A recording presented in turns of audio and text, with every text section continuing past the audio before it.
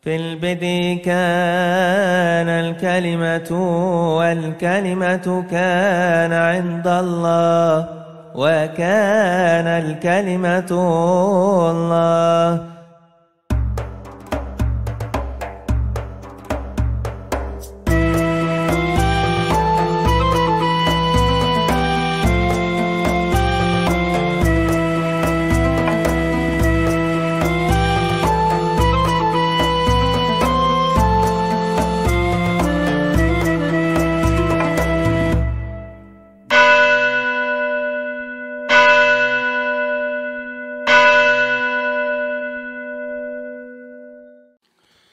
Shalom alaikum beshem hamasyah. Menjelang hari Natal, ada bermacam-macam penolakan mengenai historisitas tanggal perayaan Natal 25 Desember. Rata-rata mereka yang menolak Natal itu adalah kelompok fundamentalis Kristen.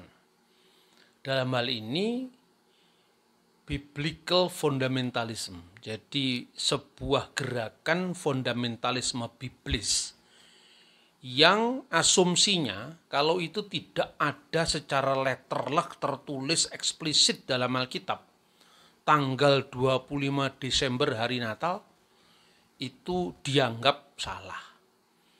Nah, yang lebih lucu lagi, semua gerakan yang menolak perayaan Natal itu mencari-cari alasan dalam Alkitab untuk membuktikan bahwa tidak perlu kita merayakan perayaan Natal, sedangkan ulang tahun saja itu adalah tradisi pagan. Dan itu tentu dicari ayatnya dalam Alkitab. Misalnya, ada kelompok-kelompok fundamentalis yang mengatakan bahwa catatan Alkitab yang merayakan Natal itu adalah Fir'aun. Itu disebutkan misalnya di dalam kitab Kejadian pasal 40 ayat 20. Di mana dalam ayat itu dikisahkan, dan terjadilah pada hari ketiga, hari kelahiran Fir'aun.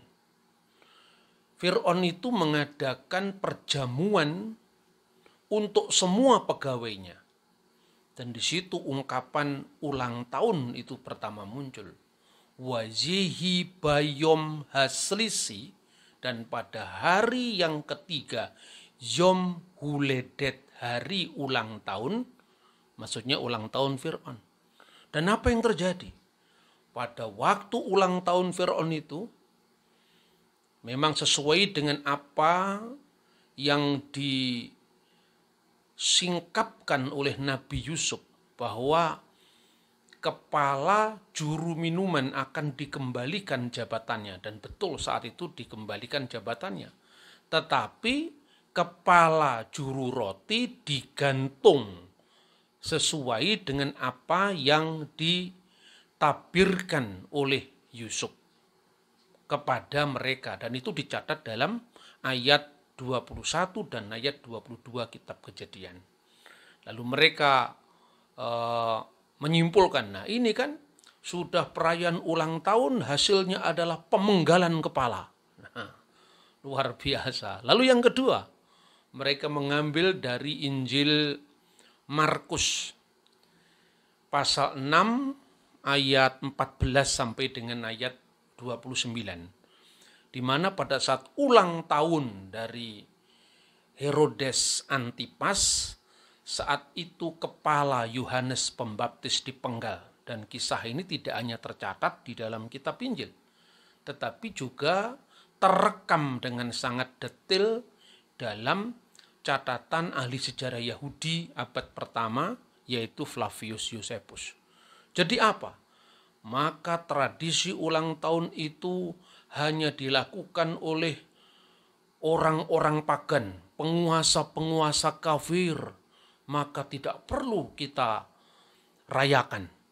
Kalau perayaan hari kelahiran saja itu dilakukan oleh orang kafir dan buahnya adalah pembunuhan, pemenggalan kepala, Maka untuk apa kita merayakan perayaan Natal Yesus Kristus?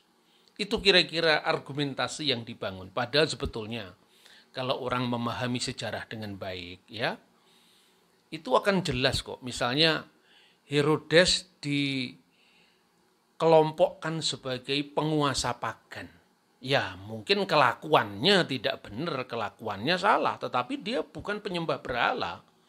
Keluarga Herodes Agung itu adalah seorang proselit Yahudi. Artinya dia adalah orang non-Yahudi, dalam hal ini adalah keturunan Arab dari suku Edom, yang kemudian masuk agama Yahudi menjadi proselit. Dan Herodes Agung itu mewariskan kekuasaannya pada 3 anaknya. Yang pertama Arkelaus yang menguasai separuh negeri, dan kemudian Antipas yang menguasai 1/4 negeri, dan saudaranya yang lain lagi adalah Filipus yang menguasai juga 1/4 negeri. Ini adalah keluarga proselit Yahudi. Bahwa dia itu kejam, bahwa dia itu melakukan pembunuhan, itu ya. Itu mirip ketika seorang beragama melakukan kesalahan, yaitu pembunuhan terhadap nyawa orang lain. Tetapi bukan termasuk kelompok pagan seperti yang diopinikan oleh mereka-mereka yang menentang Natal. Lalu yang kedua, apakah benar orang Yahudi itu anti perayaan ulang tahun? Apakah benar orang Yahudi itu anti mencatat hari ulang tahun? Dan biasanya itu mereka juga mencari-cari pembenaran dari ayat-ayat Alkitab. Misalnya, Pengkhotbah pasal 7 ayat 1. Nama yang harum lebih baik daripada minyak yang mahal. Dan hari kematian lebih baik daripada hari kelahiran. Oleh karena itu, kenapa kita harus merayakan Natalnya? Yang penting kan itu adalah kematiannya, itu adalah Paskah dan kebangkitannya. Ini dikait-kaitkan sebetulnya. Itu konteksnya. Yang sering dibutakan, lalu diartikan sesuai dengan asumsi yang sudah dia bangun sebelumnya. Satu ayat lagi misalnya, di dalam Hosea pasal 7 ayat 5, pada pesta raja kita. Dan pesta raja kita itu secara implisit biasanya berkaitan dengan pesta kelahiran atau pesta penobatan raja. Apa yang terjadi? Pada saat pesta raja kita, mereka membuat sakit para pemuka dengan anggur yang menghangatkan. Dan ia bersekutu dengan para pencemooh. Nah, ini kan menunjukkan bahwa pesta ulang tahun itu adalah pesta mabuk-mabukan, pesta anggur yang memabukkan. Semua ayat-ayat itu dilepaskan dari konteks. Nah, kita akan lihat bagaimana orang Yahudi sendiri menafsirkan teks-teks seperti ini, ya. Yang pertama, misalnya berkaitan dengan pesta raja tadi. Itu ada catatan dari Talmud Yerusalem, Traktat Rosh Hashanah bab 3. Di sini kira-kira dikisahkan Rabi Yosef ben Lewi mengatakan, orang-orang Amalek itu penyihir. Dan apa yang dilakukan oleh mereka pada saat ulang tahun mereka adalah menyuruh orang berkelahi. Dan kalau itu ada yang tumbang pada saat perkelahian itu yang diselenggarakan saat ulang tahun mereka, ya kira-kira mereka senang seperti itu. Itu kan kasuistis artinya. Jadi para penafsir Yahudi sendiri memahami pesta yang memabukkan itu adalah tidak dilakukan oleh orang Yahudi, tapi dilakukan oleh orang Goyim. Dan kalau ada seorang penguasa Israel membuat hal yang sama, itu artinya mereka bersekutu dengan para pencemooh yang biasanya dilakukan oleh orang-orang Goyim. Nah, bagaimana tentang pengkhotbah tadi misalnya? Itu juga berlaku dalam beberapa traktat yang lain tentang Fir'aun yang memenggal kepala. Dan itu sifatnya kasuistis. Lalu bagaimana dengan misalnya pengkhotbah tadi bahwa hari kematian itu lebih baik daripada hari kelahiran. Misalnya di dalam dokumen Yahudi yang dinamakan Erevin 13b itu disebutkan begini. Konteksnya apa? Sehingga dikatakan hari kematian lebih baik daripada hari kelahiran. Dikatakan bahwa 2,5 tahun rumah Samai selalu bertengkar dengan rumah Hillel. Ini kita tahu, rumah Samai itu adalah School of Samai, seorang rabi yang terkenal pada abad-abad awal itu, selalu bersaing dengan sekolah rabi yang lain, yaitu Rabi Hillel. 2,5 tahun antara sekolah para rabi itu saling bertengkar. Lalu dikatakan oleh orang bijak, lebih baik tidak dilahirkan daripada dia dilahirkan. Semestinya orang setelah lahir itu harus menilai kelakuannya. Jadi konteksnya apa? Bahwa hari kematian lebih baik daripada hari kelahiran, itu artinya kita dilahirkan ke dunia itu untuk berbuat baik. Jadi nanti akan dilihat ketika orang itu mati, bagaimana perbuatan kita. Maka ketika kita masih hidup, ketika kita sudah dilahirkan ini, maka kita harus menimbang-nimbang perbuatan kita. Jadi seluruh konteks dari ayat-ayat yang diperkosa oleh kaum harafiah itu, sebetulnya itu oleh orang Yahudi sendiri dipahami seperti itu. Nah kemudian, apakah benar orang Yahudi tidak pernah mencatat kelahiran mereka? Tentu itu salah.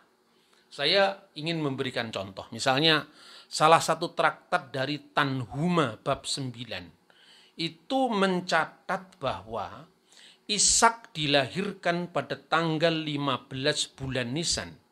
Dan pada hari yang sama, tanggal 15 bulan Nisan pula, Israel ditebus dari tanah Mesir. Maksudnya dibebaskan dari perbudakan di tanah Mesir.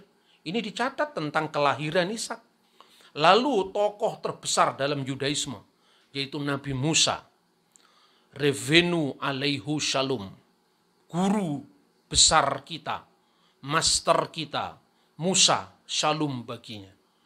Dalam sejumlah traktat-traktat di dalam Talmud dan dalam banyak literatur Yahudi yang lain, jelas-jelas Musa lahirnya dicatat, matinya dicatat, tanggal, bulan, dan tahunnya. Musa dilahirkan tanggal 7 bulan Adar Rishon, Adar pertama, pada tahun 2368 tahun Ibrani, yang bertepatan dengan tahun 1393 sebelum Masehi.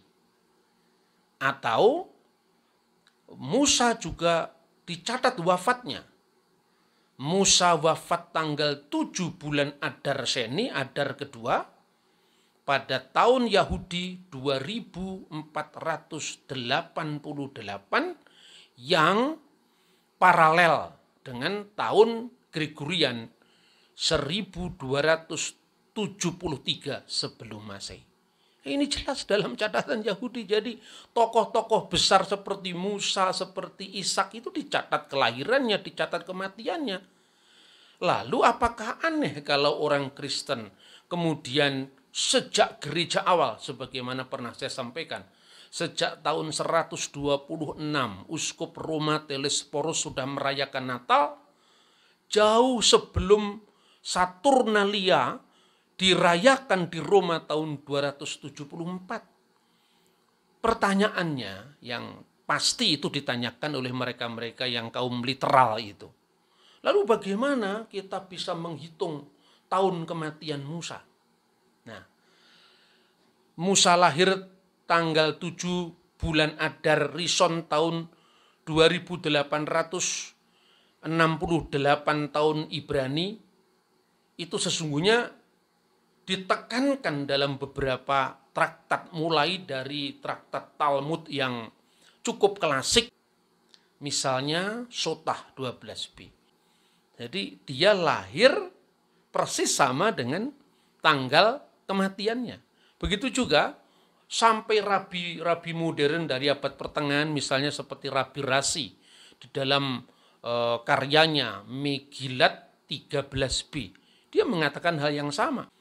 pada tanggal 7 bulan Adar itulah Musa dilahirkan, deketip seperti yang tertulis, maksudnya tertulis dalam Taurat, ben me'ah wa isrim sanah anoki hayom. Hari ini saya berusia 120 tahun. Jadi digambarkan dalam sejumlah pemikiran Yahudi yang sudah dikitabkan dalam bentuk baik itu Talmud maupun catatan-catatan para rabi. Itu ungkapan 120 tahun usia Musa itu tentu bisa diketahui dari awal. Tatkala kita membaca misalnya kisah penciptaan langit dan bumi. Pada kitab Bereshit atau Sefer Bereshit atau kitab Kejadian. Ketika Tuhan menempatkan meorot, benda-benda penerang di angkasa. Di situ tertulis apa? Benda-benda penerang itu untuk menandai masa-masa yang tetap, hari-hari dan tahun-tahun. Ini menunjukkan bahwa sejak periode awal sekali, Tuhan sudah mengajarkan tentang pentingnya menghitung-hitung hari, bulan, dan tahun. Karena itu ciri khas masyarakat maju sebetulnya ya. Dan kemudian ketika Tuhan menceritakan tentang air bah zamannya Nuh. Kapan air bah itu mulai surut? Dicatat dengan sangat-sangat baik. Ya, misalnya di dalam kitab Kejadian pasal 8. Ya, di situ dikatakan bahwa dalam bulan ke-10 tanggal 1 bulan itu tampaklah gunung-gunung. Dan tanggal 7 bulan ke-7 bahtera itu mulai mendarat. Itu tercatat dengan sangat rapi. Nah, berarti pada zaman Nuh itu pun sudah ada pencatatan-pencatatan historis. Dan ini diterus sampaikan tanpa putus lewat tradisi. Tradisi ini bukan adat istiadat, tapi artinya berita yang diterus sampaikan dari generasi ke generasi. Sehingga selain yang disebut Torah tertulis, Torah sebiktop, orang Yahudi juga mengenal Torah sebalp, Torah lisan. Dan Torah lisan itu antara lain Talmud. Sekalipun Talmud itu tentu harus dilihat dari periode kapan dia ditulis. Tetapi artinya pencatatan-pencatatan tentang hari kelahiran Ishak, hari kelahiran Musa, kematian Ishak, itu sudah dicatat dengan sangat rapi. Pertanyaan tadi yang masih tersisa adalah, lalu bagaimana cara menghitungnya? Pasti orang awam yang tidak pernah membaca teks-teks Yudaisme itu kemudian menjadi bingung dan tertawa karena ketidaktahuan mereka. Tertawa karena keawaman mereka. Bagaimana tercatat karena secara eksplisit kan tidak tertulis. Nah, sebetulnya tertulis hanya karena tidak bisa baca saja. Coba kita lihat ya, misalnya. Dalam kitab Ulangan pasal 34 ayat 5 itu diceritakan, maka matilah Musa di sana. Di mana Musa mati? Ketika masih belum sampai ke tanah perjanjian, yaitu di tanah Moab di wilayah Yordan. Lalu di dalam pasal 34 ayat 8 kitab Ulangan itu disebutkan orang Israel pada waktu itu menangisi Musa selama 30 hari di dataran Moab. Lalu masuk di dalam kitab Nabi Yosua. Di sana dikisahkan misalnya bahwa orang-orang Israel itu kemudian sepeninggal Musa yang kuburannya tidak pernah diketahui karena kehendak Tuhan juga, itu yang tercatat di dalam kitab Ulangan, mereka kemudian meneruskan perjalanan eksodus mereka menuju ke tanah perjanjian. Dan dicatat di sana bahwa penyeberangan ke tanah perjanjian dari Yordan itu waktunya 3 hari. Jadi 3 hari mereka menyeberang itu tercatat dengan sangat tertib dalam Alkitab ya. Kemudian lalu diteruskan dengan catatan berikutnya di dalam Yosua pasal 3 tadi, pasal 32 tadi, setelah lewat 3 hari. Lalu Yosua pasal 4 ayat 19 dengan sangat jelas mengatakan bahwa Bani Israel itu keluar dari Yordan pada tanggal 10 bulan pertama. Jadi Bani Israel keluar dari Yordan memasuki tanah perjanjian itu tanggal 10 bulan pertama, berarti tanggal 10 bulan Nisan. Pertanyaannya, berapa lama orang Yahudi berkabung setelah kematian Musa? 30 hari. Berarti 30 hari kalau dihitung mundur sebelum bulan Nisan, itu akan ketemu tanggal 10 bulan Adar. Lalu berapa lama perjalanan menyeberang dari Yordan sampai ke tanah perjanjian? Yosua pasal 32 mencatat 3 hari. Jadi jelas bahwa Bani Israel keluar dari Yordan menurut catatan Yosua pasal 4 ayat 19 itu tanggal 10 bulan Nisan. Kalau dihitung mundur berarti kalau 30 hari dia bergabung karena penanggalan Yahudi itu memakai lunar system. Yang terbanyak itu 30 hari. Maka 30 hari mundur ke belakang itu sama dengan 10 bulan Adar. Dan perjalanan itu 3 hari untuk menyeberang. Maka akan ketemu tanggal 7 bulan Adar. Dan itulah hari kematian Musa. Dan dalam catatan-catatan yang tadi disebutkan dalam Sotah 12b, itu jelas-jelas dikatakan, saya ulang lagi, Besif'ah Be'adar met, Ubesif'ah Be'adar nolat. Musa itu mati pada tanggal 7 bulan Adar dan lahir pada tanggal 7 bulan Adar pula. Semuanya sangat jelas. Jadi pertanyaannya, yang dilarang dari tradisi ulang tahun itu apa?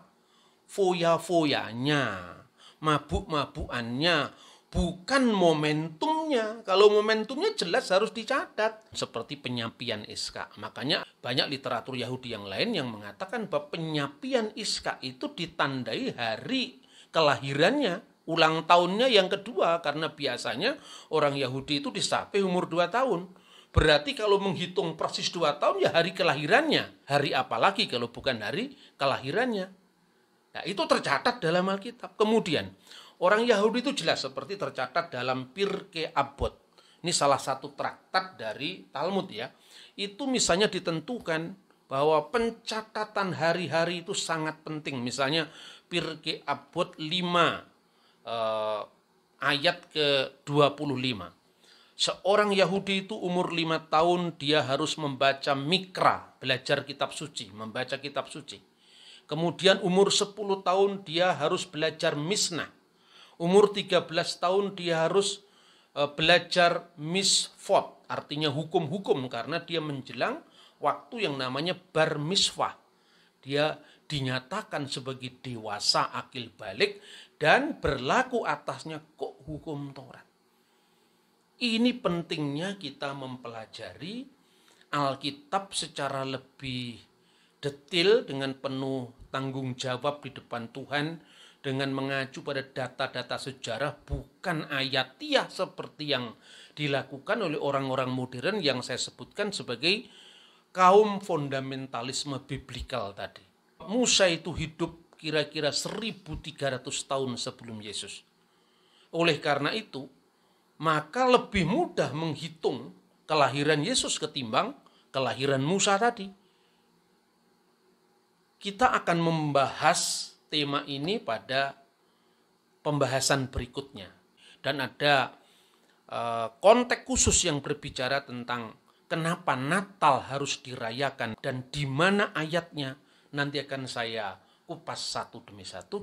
Dan saya berharap kita tidak lagi mengikuti pemikiran orang-orang modern yang sungguh-sungguh tercabut dari akar sejarah. Dan apalagi mengacu pada dokumen-dokumen kuno yang tidak pernah mereka kenal, tapi mereka hanya bisa mencemooh dan mencibir. Tuhan memberkati kita. Shalom alaikum.